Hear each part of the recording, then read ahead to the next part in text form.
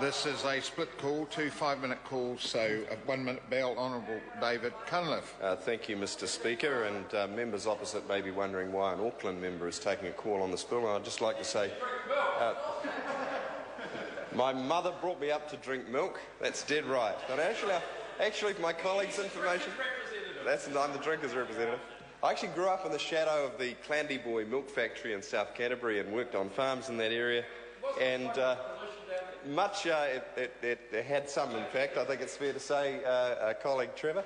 To my great interest, I later found myself working as a consultant to the New Zealand Dairy Board around the time that consideration was being given to the merger into what now became known as Fonterra.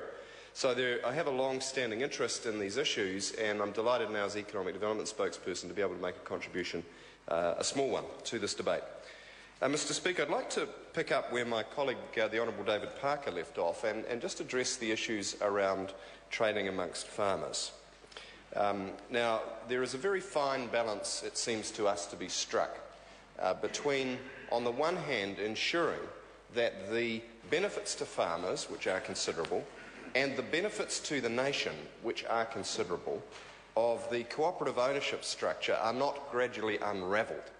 Because we do not want to see New Zealand's #1 export industry suddenly become owned by foreigners, because the value of that industry to New Zealand is roughly akin to, I don't know, the banking industry, and banking and finance, as we know, rather than having a positive impact on our current account, is a perennial drain to the tune of billions of dollars because the ownership is offshore.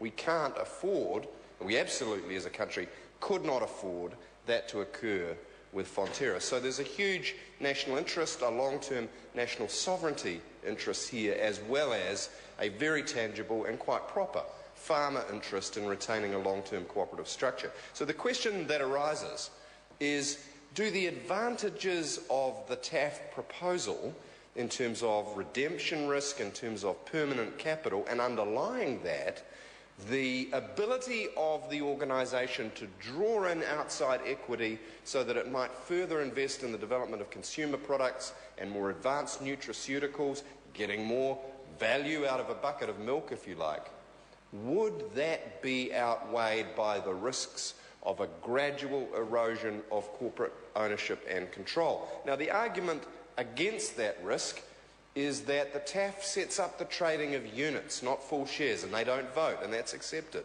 But I can be absolutely clear to members of this House that notwithstanding that, the stock market and many of the institutional investment interests there are absolutely drooling at getting their hands on Fonterra units. They only wish it was more than 500 million, at least double would have suited them.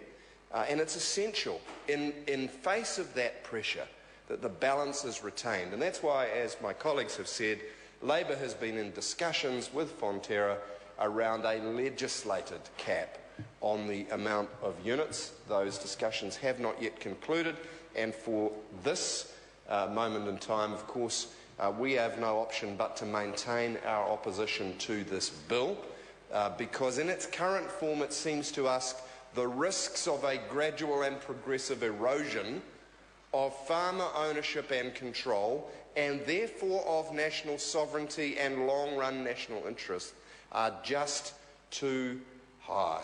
Too high because there is nothing in the law to cap the level of units, and that the Constitution could be changed under market pressure at some future point. Mr Speaker, the interests of external investors are not the same as the interest of farmer shareholders. They will, and to some extent quite legitimately, pull in different directions, and it's essential that the law to some extent allows for that, but does not allow for so much of it that that pressure gradually pulls the cooperative apart.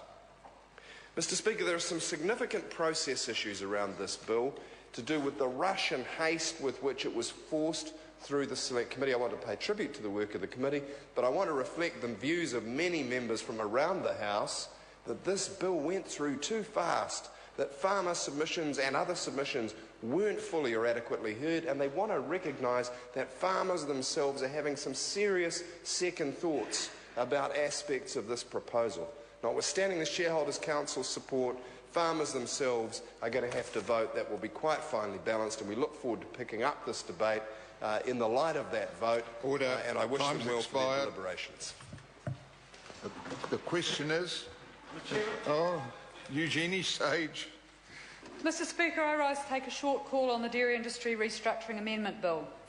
And before I start